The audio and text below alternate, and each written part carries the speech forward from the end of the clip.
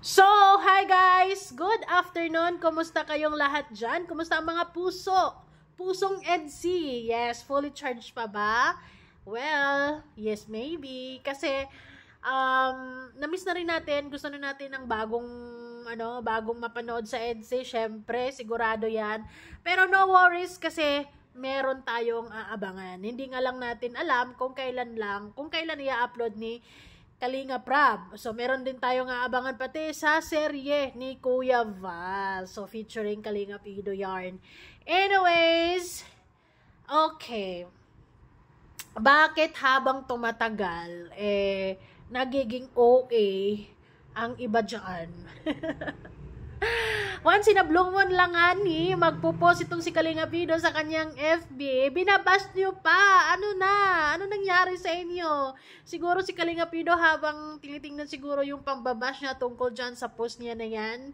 'Di ba? Klaro naman yan na isang fan. Oh, 'di ba, di ka ba proud? Hindi ba kayo proud? Well, proud na proud ang mga solid EDC fans na sa lugar niyan ay kilala si Kalinga Pido. Kasi kung hindi pa kilala, hindi yan magpa-picture si ate girl. Oh, yung Lodi natin, legit, sikat talaga. Marami talagang magpapa-picture dyan. Hindi nga lang siguro yan si ate girl lang yun. Si ate girl lang yung na i-post, jealous kayo agad. Jealous kayo agad. Halata naman na isang fan niya na nagpapa-picture sa dahil sikat sila ngayon, given na yang meron talagang magpapa-picture dyan kung saan-saan sila magpupunta. Kasi kilala sila. Lalo pat dyan sa lugar nila, kilala talaga si Kalinga Pido. Oh, artistahin yarn. Anyway, sige.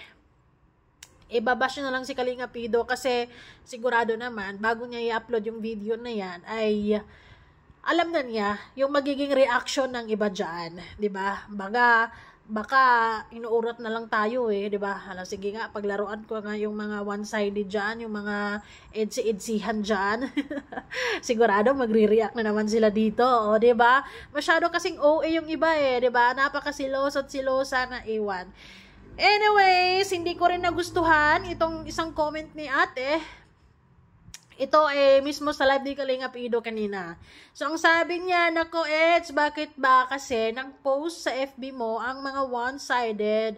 Nako Eds, bakit ka kasi nag-post sa FB mo? Ang mga one-sided, i-bash ka na naman. Alam mo ate, si Kalinga Pido sa punto ng buhay niya ngayon, nagpakatotoo siya. Yes. 'Di ba? Naging transparent siya sa mga bagay-bagay, although may mga iilan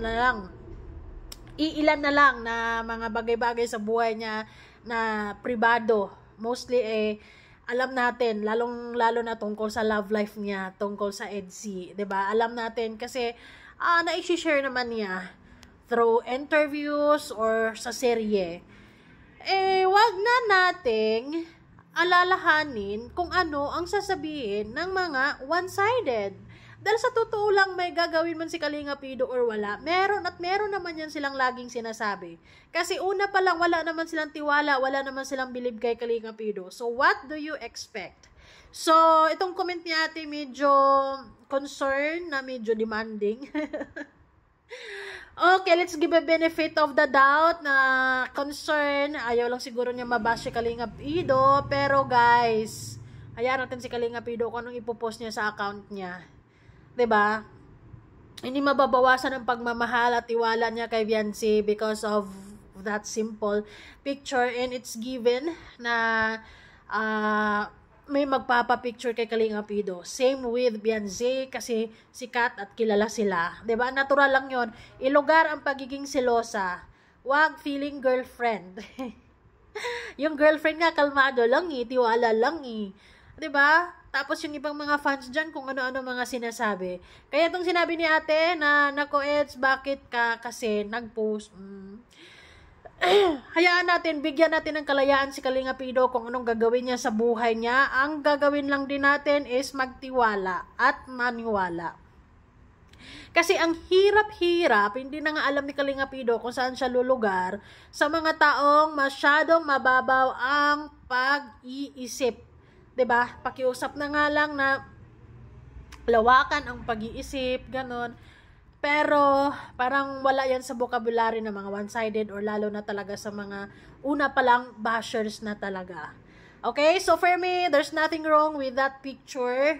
Parehas silang nakangiti, syempre, alangan naman. And sa caption naman, sinabi lang ni Kalinga Pido na salamat madam sa pag-pick. Ayun, so na-appreciate ni Kalinga Pido na may mga nagpapapicture sa kanya, 'di ba? It's overwhelming naman talaga na hindi mo ini-expect na malay mo, hindi mo ini-expect na kilala ka dyan or may lalapit sa'yo magpapapicture, di ba? Ang sarap kaya sa feeling. Hindi natin yan mararanasan dahil hindi tayo sikat.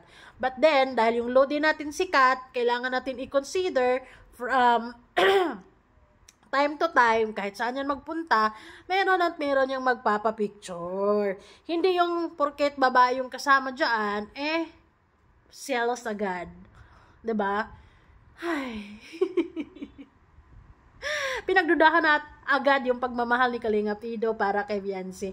Wag ganon, it's so unfair naman. Pero sanay na rin naman kasi si Kalinga Pido sa mindset ng mga one-sided or lalong-lalo na sa mga basher or lalong-lalo na sa mga taong wala talaga ni katiting tiwala sa kanya. 'Di ba? Agad-agad magdududa yan. So, anyways, hindi mag-a-adjust si Kalinga Pido sa mga taong ganito mag-isip. 'Di ba? Tuloy ang buhay ni Kalinga Pido sa kung anong gusto niyang gawin, kung anong gusto niyang i-post. Kasi, ayun na nga, syempre, siguro, tinatawanan na lang ni Kalinga Pido ang iba't ibang mga komento dyan sa post na yan. Kasi, kumbaga, alam na niya kung ano ang mangyayari, magkakagulo sa comment section. At hindi siya nagkamali, nagkakagulo nga dahil maraming mga agam-agam, marami na namang mga kwento-kwento na nabubuo sa isipan ng mga walang tiwala. Okay, kay ate, sa comment niya na yan, hindi ako pabor dyan na, naku Eds, bakit ka kasi nag-post? Hayaan natin si Kalinga Pido na gawin or i-post kung ano mang gusto niya. Hindi mag-a-adjust si Kalinga Pido para sa mga taong hindi open-minded. Diba? Para sa mga taong walang tiwala, para sa mga taong puro duda. So, let them think kung anong gusto nilang isipin kay Kalinga Pido. Basta, si Kalinga Pido walang ibang ginagawa or walang masamang ginagawa. Walang niloloko, walang ginagawang ikakasakit sa atin, syempre. So, for example, katulad sa mga EDSI fans talaga na 101% ang tiwala kay Kalinga Pido at kay Viancy, yung mga ganitong post, walang problema yan sa amin. 'Di ba? Kumbaga, kaunti nga lang yan 'Di ba? Baka nga sa isang araw nakailang pa-picture or may nagpapa-picture diyan kay Kalinga Pido kung araw-araw siya nagpo-post, araw-araw mga basher may stress, 'di ba?